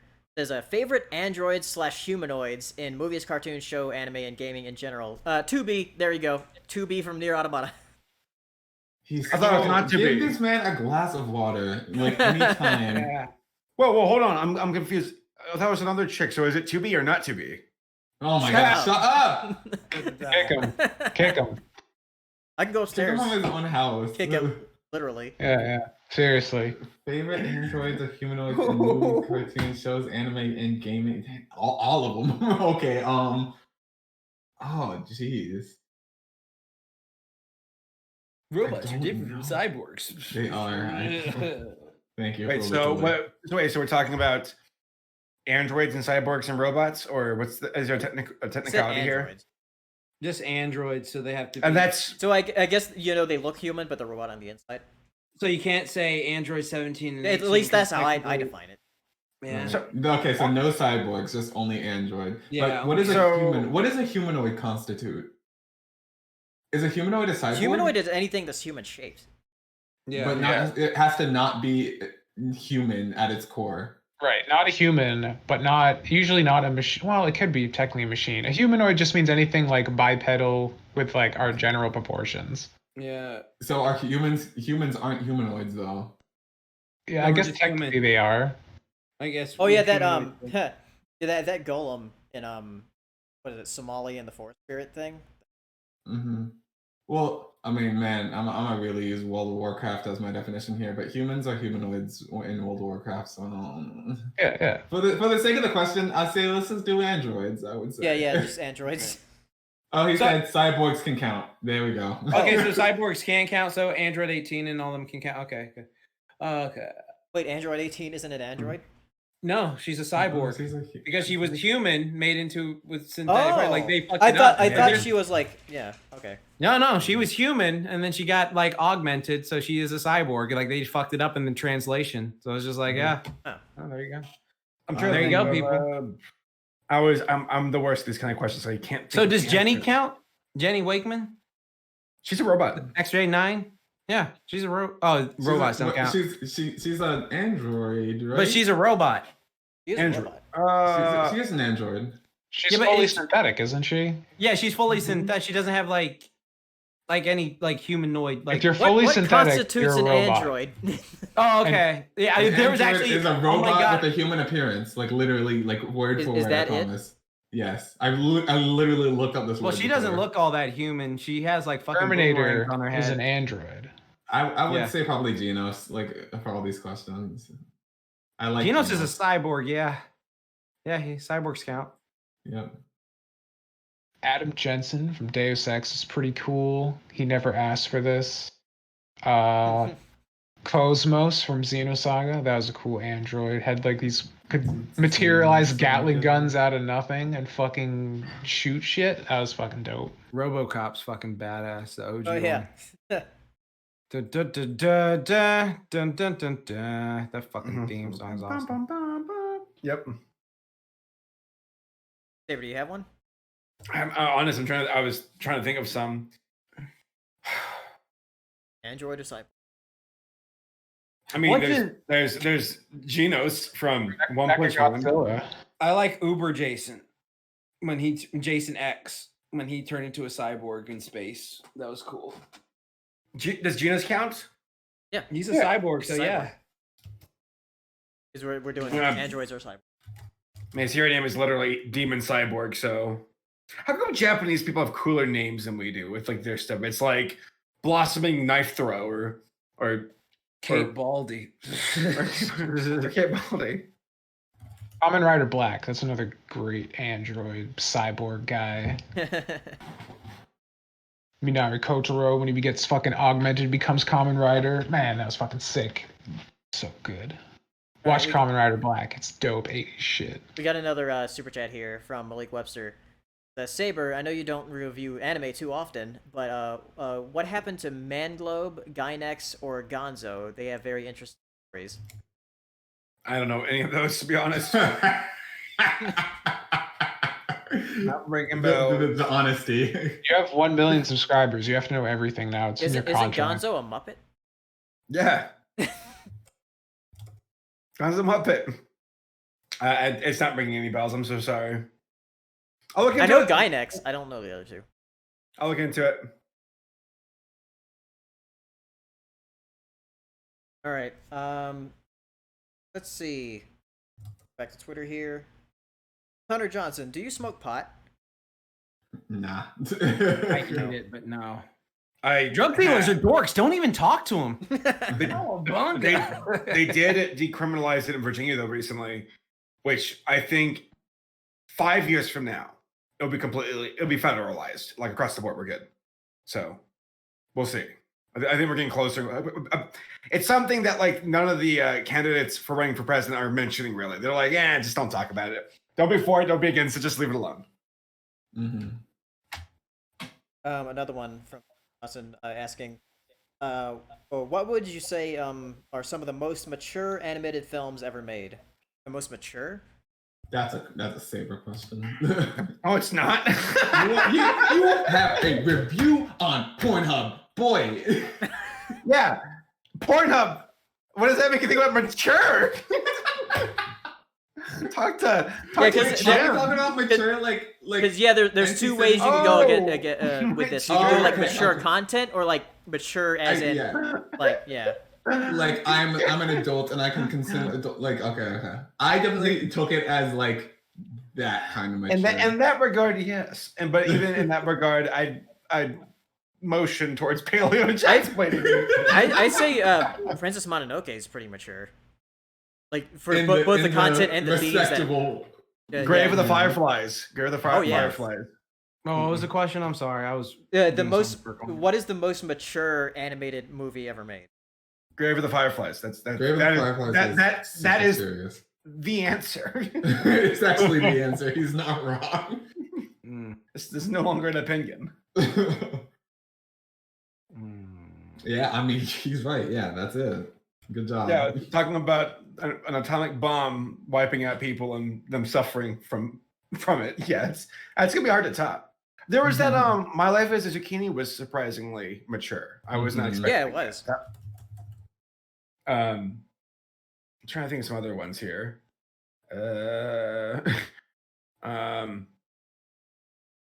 It is nice when there's like mature representation for animated films because like that's like one of the biggest like stereotypes against animation is like it's for kids. That's why I went to go see Sausage Party. Damn, I finished that vodka. Good stuff. And I think the final one here from Connor Johnson says, "Which do you think is the better anime distributor, Discotech Media or Sentai Filmworks?" What is Discotech? They made a really bad anime called Deers. They also made a really bad anime called Inukami. Those are the two that come to my head. I know Sentai Filmworks makes a lot of distributes a lot of stuff. Didn't Sentai Filmworks distribute Made in Abyss? Yes, and also Azumanga, and also Clannad. Oh, so yeah, that one. And Elfin Lead, if you like. But then again, distributor is BitTorrent.com. Discotech did make Itazura na Kiss. They also made Free, if you're into that. What else did they make? Free was good. They made Dororo, which I am like watching currently. Dororo the ones you listed, I'm more interested in the Sentai film. Yeah, definitely Sentai Filmworks. Also, Discotech made Kaiba, which I know no one has watched, but Kaiba's great. Or maybe Tom watched. I don't know. Tom's always the wild card for me. I just do what I want. He just do whatever. But yeah, I would say, man, but I think Sentai Filmworks has the harder hitters, but I think they also they're like the PS2 of anime distributors because they have like amazing ones, but then like wow, they have so much trash. There's so much trash. So that's a hard one. I probably still Sentai because they made Made in Abyss and whatever. Like, how are you gonna beat that, right? And also like yeah. They made in Abyss like they had Made in Abyss and also Clannad, which are literally my two favorite anime. So like, how could I not pick it, right? Yeah. From Nathaniel Foga, what was high school like for you guys? Good times. Freshman and sophomore year, I was a nerd who didn't lift, so I was like all awkward and didn't talk to people. So then I started lifting the summer before my junior year, and that made me go from introvert to extrovert. And then I became friends with pretty much every clique because I was athletic, but I was also a dork, so everyone liked me. So when I had my graduation ceremony, all the cliques cheered for me, so that was nice. So yeah, first 2 years of it, meh. Last 2 years, played the game right. It was super fun. Freshman year, I was at my hometown bit. Then I moved to California, and I hated the schools there. So then I moved back. And during the freshman year, when I was in my hometown, I was kind of like just to myself a bit. Like the people that I grew up with, I was sort of like distant from them. But then I met other people when I came back. So and my friend that was in middle school at the time got to high school. I could hang out with him. So because he was like 2 years younger. Then I just I drew a lot. I sketched a lot. I don't as much anymore. I did that a lot. What's the question? What was high school like for you? Oh damn! Oh damn! I'm asking that question. Literally emotionally crushing. It's so funny. I actually have my Facebook up. It's would you all say it was definitely like a phase of like learning and growing and making mistakes, right? First 2 years, yeah. The last 2 years were just fun for me. Like the first 2 years were just like, oh god, like because I was still shut off because like all through middle school that was when I was like beaten up and bullied and stuff like that. So I was like very reserved and like secure, and I was just like I don't ever want that to happen, so I'm just gonna be quiet, reserved, no one bother me. And then like I met people then when I got my confidence up when I started going to the gym, and then like I was like, oh, I started doing like martial arts stuff, so like I was able to like fend for myself and stuff like that, so I felt good. So a lot of confidence just started developing myself. So those last 2 years were pretty freaking awesome. And then like the first 2 years were just like I can see that. What about you, Tom? I mean, it was just bad. The less, just not good. The less I remember, the better. So,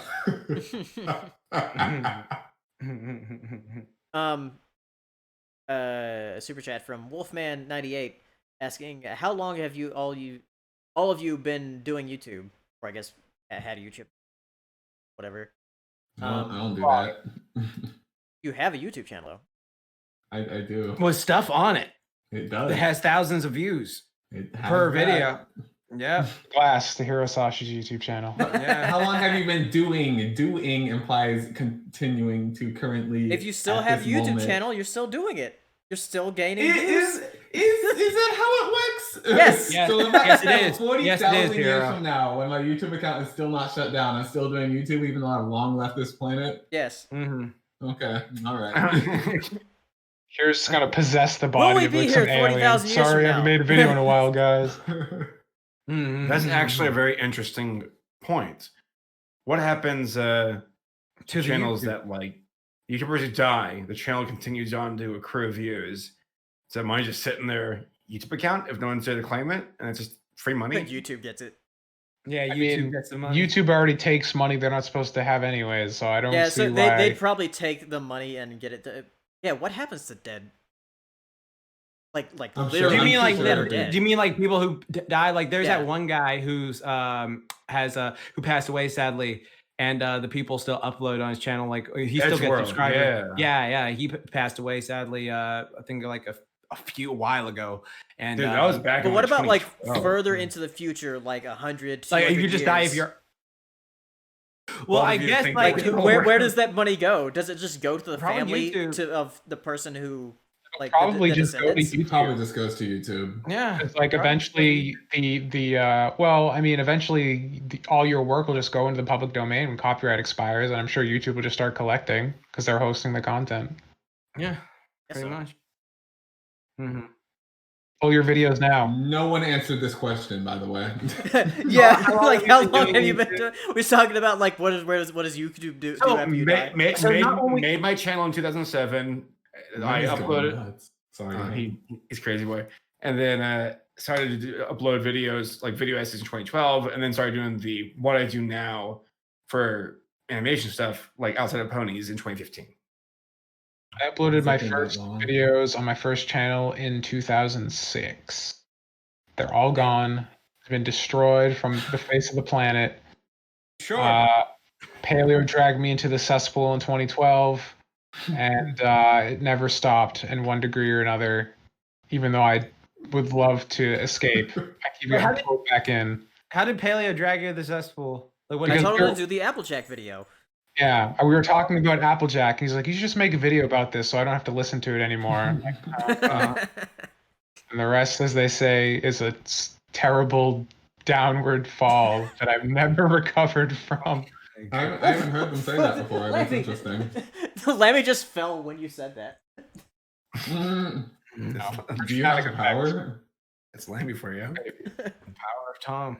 But no, I started mine also in 2006, and I I would just upload just random stuff I would film and just crappy music videos I made. But then I made another channel where I started doing stuff more consistently. That's where I did all the pony stuff. And that got like a copyright strike, so I was like, oh crap.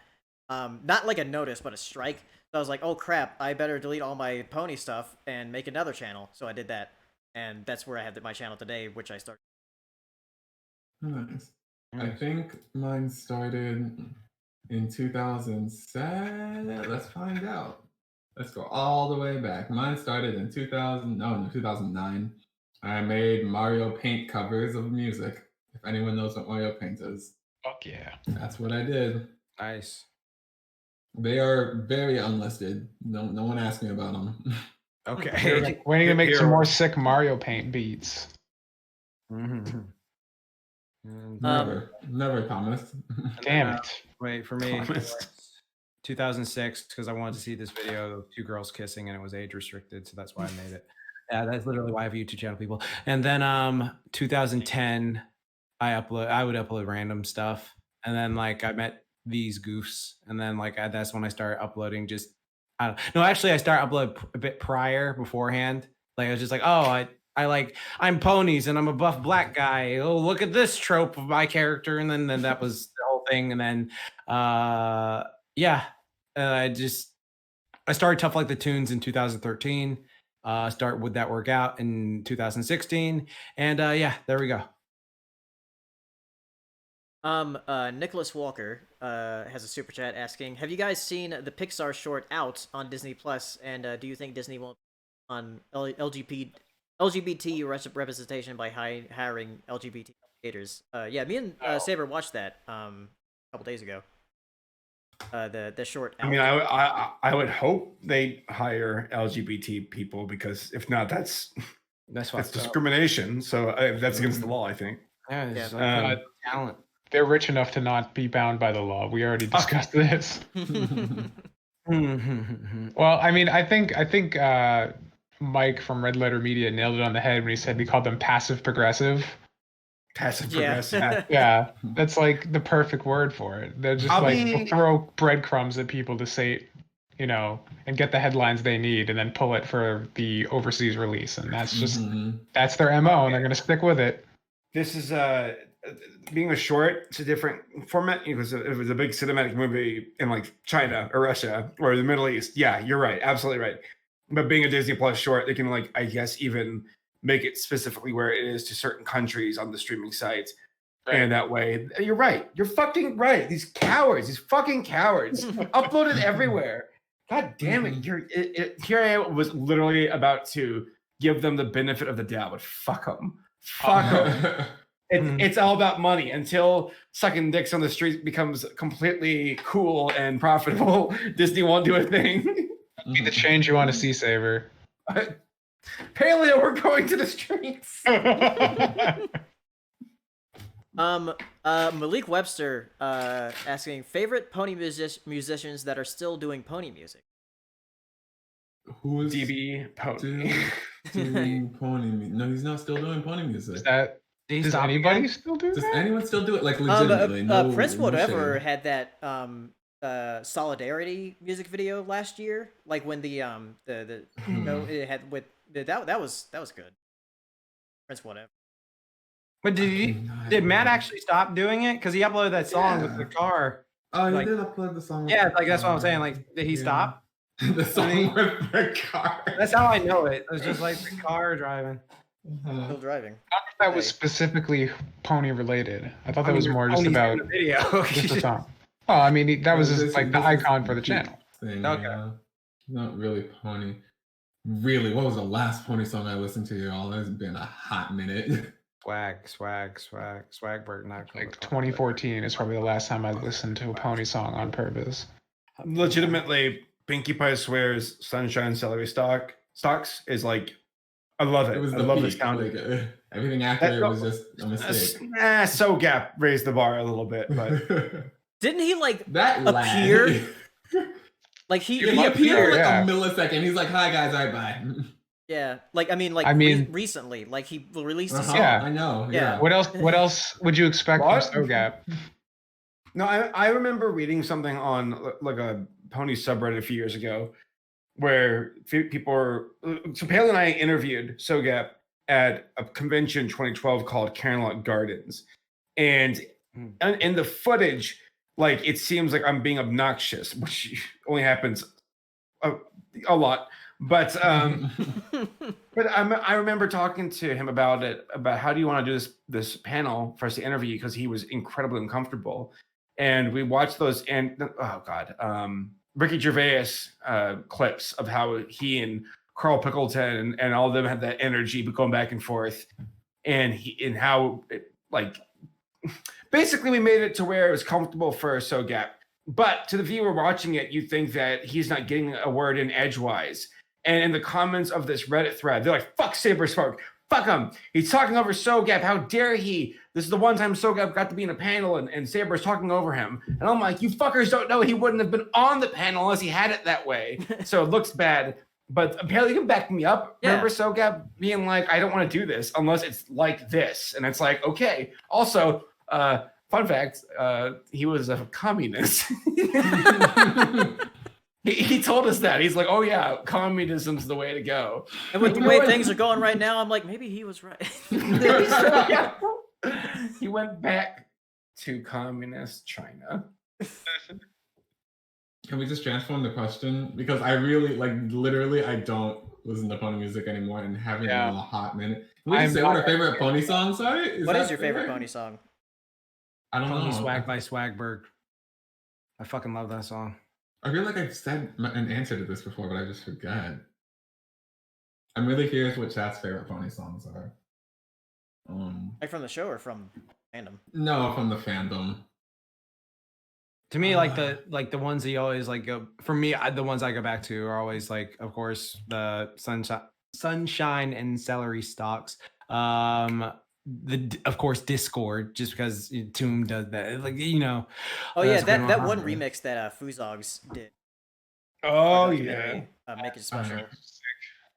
I remember what it is. It's On Hold by Your Enigma. That's so good. It's so good. Yeah, it is. Holy shit. Like, I remember the day that came out, I was like, yo, everyone else stop making music. It's done. This is an interesting question from fighting game fans.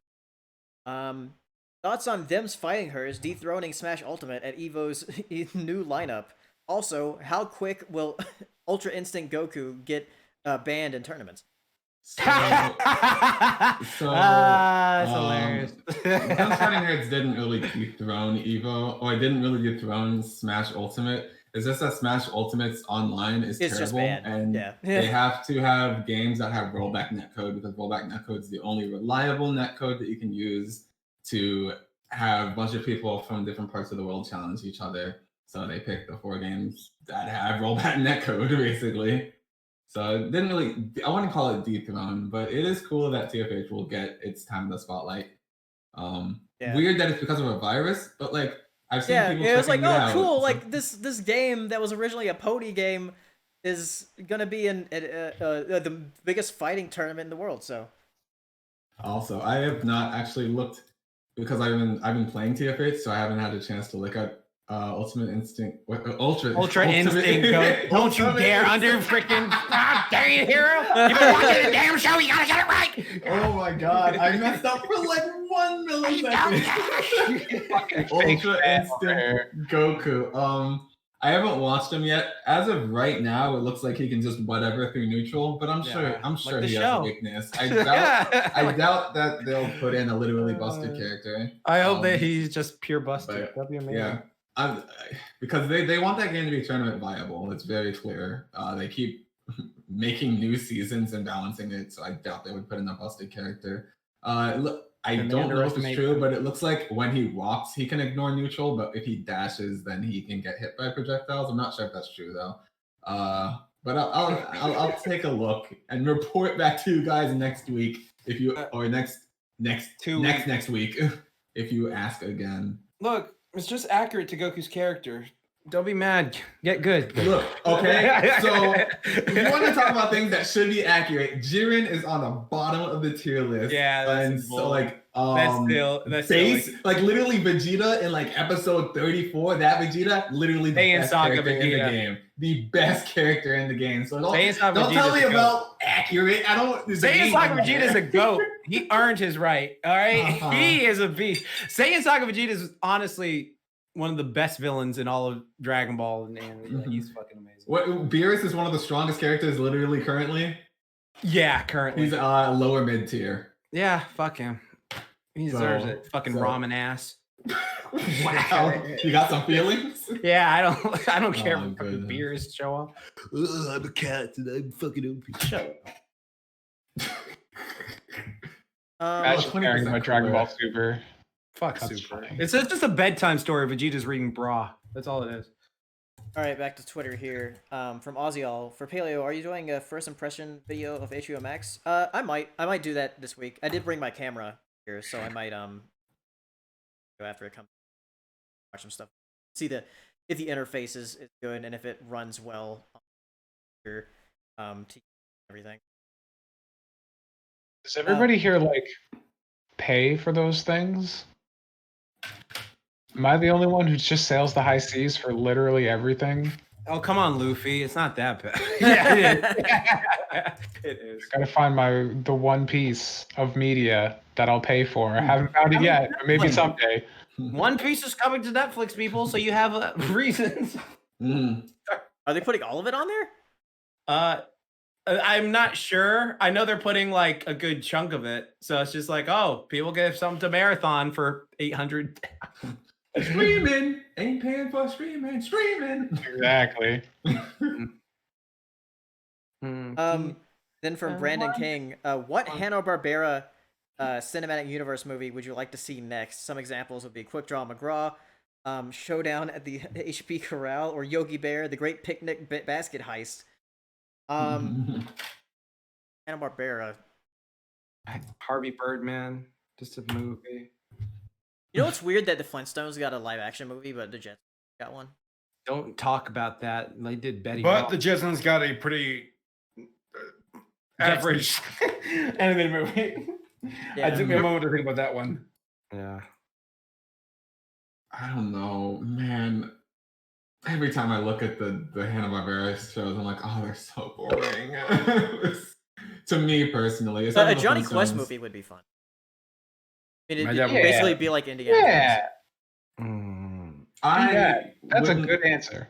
I wouldn't mind a Wacky Races movie. I think that'd be fun. Wacky Racers would be actually really good. Apparently, that new show's good. No, new show's good.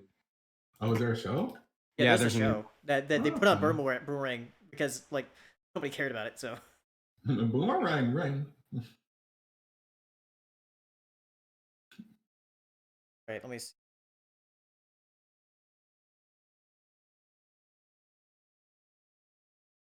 Thoughts on the Hamilton movie coming out sooner than later with a release date on Disney instead of theaters?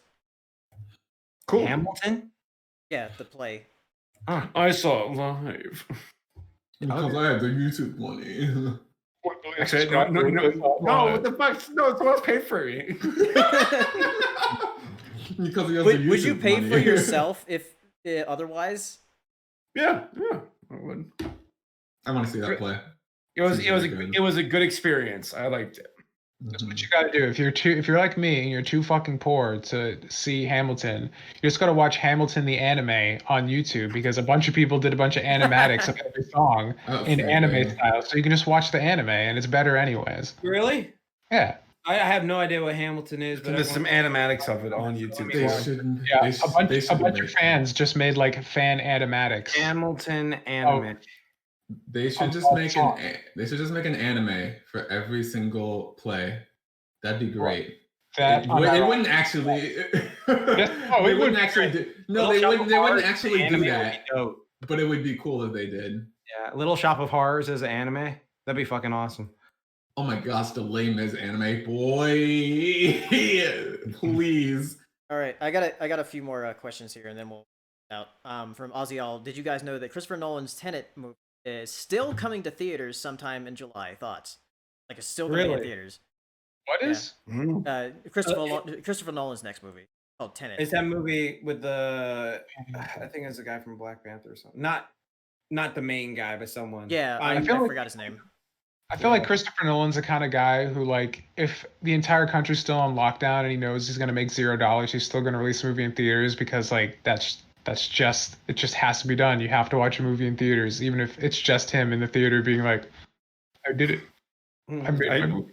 I'm God. Exactly. I'm Batman. Also from Waddles, this is for you, Paleo. Did you see a trailer for Lego Monkey Kid? Yeah, I did. It looks really good. Like for a Lego cartoon, like usually there's like the the CG Lego movies, like Lego cartoons. But this one is 2D animated and it looks really good. Like the motion looks good and everything. So I'm excited about that. It'll at least look really good. And then I guess we'll end on this one. From Nathaniel Foga. Favorite band of the late 90s to early 2000s? So Linkin Park. Late 90s? I'm going to say Linkin Bare Park. Naked Ladies. That's one of my favorite bands. Linkin Park. There you go. Yeah, Linkin Park probably the one I was listening to the most in like the late Same. 90s. I had their what was the name of their album? Hybrid Theory. Hybrid Theory and Meteora. Thank you, Hybrid Theory. I had that one. I listened to it all the time. I was driving back and forth between college and my home because I was like an hour away. God damn, CD players. Bands and not groups.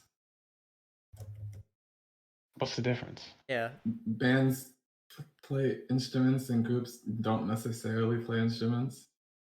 I mean, like I would call like TLC a group. They don't play anything. That's I a would call a television band. station. What are you talking about?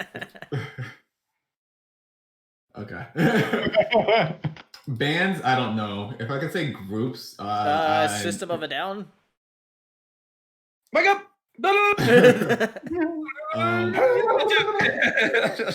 If it's groups, Destiny's Child was definitely what I was listening to around that time. I don't think any of us could go solo. I Gabe love that could. clip. You know. I'm a survivor. I'm not gonna give up. I'm not gonna step up. That song is really repetitive on the replay, but like I listened to it a lot in like early 2000s. So. All right. I guess we'll end the show here. So next show, I'll most likely be back home and Most likely. talk about Most likely. yeah. Murders you. I like this house. I think I'll stay here. Right, bitch. Yeah, it'll be on June 8th. We can talk about some of the HBO Max stuff that will come out. And also the We Bare Bears movie which comes out on that day. Be able to watch it before the podcast. So yeah. Thank you all for coming out to the POS Podcast, and we'll see you next time. Bye. Sai Onara.